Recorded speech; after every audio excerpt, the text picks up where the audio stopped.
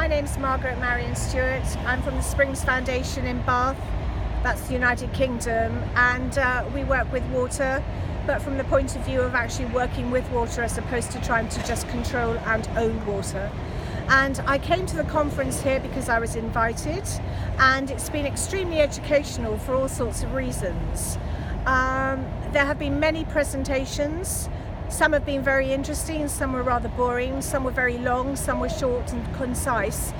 But yesterday we were given this written presentation that was called the Declaration of Rome. And when I read it, I thought, we cannot sign up to this. I cannot sign up on behalf of my organisation or the Springs that I represent. And I spoke to some other people and they all felt there were issues with this declaration. And I went to try and speak to the convener and one of the other organisers, and they would not listen to our points of view.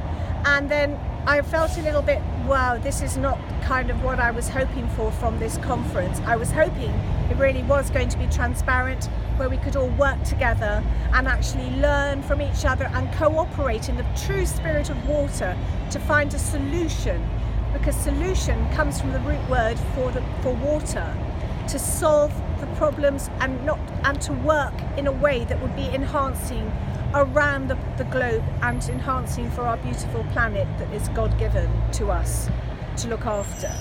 And so I was a little bit downhearted yesterday late afternoon, and we had at the very end, because we said there were why were we not having chances to speak, because we were told we could, and then so they then gave us a short period at the very end of yesterday afternoon's session to ask questions.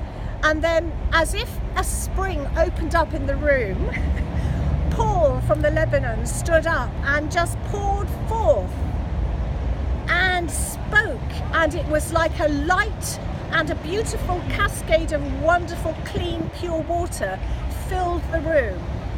And from that moment, it was as though the floodgates opened, and other people were able to come and say, well, no, we're not happy. We want to be able to talk about this. We want to have some contribution to this written declaration you have presented us. And from that moment, they were forced to have to change, because the consensus from the people was change. We need to be allowed to put inputs.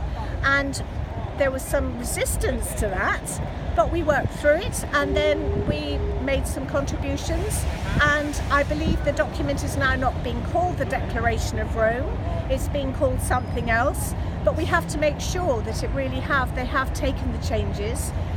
There were some people from Egypt, from the Nile, that were very unhappy about things. There were just a lot of us that wanted points, the ladies from Alaska, and I think we did it, but it was thanks actually to Paul, who's recording this now, that we all got the absolute opportunity for the changes to be made, for the start of the good new work.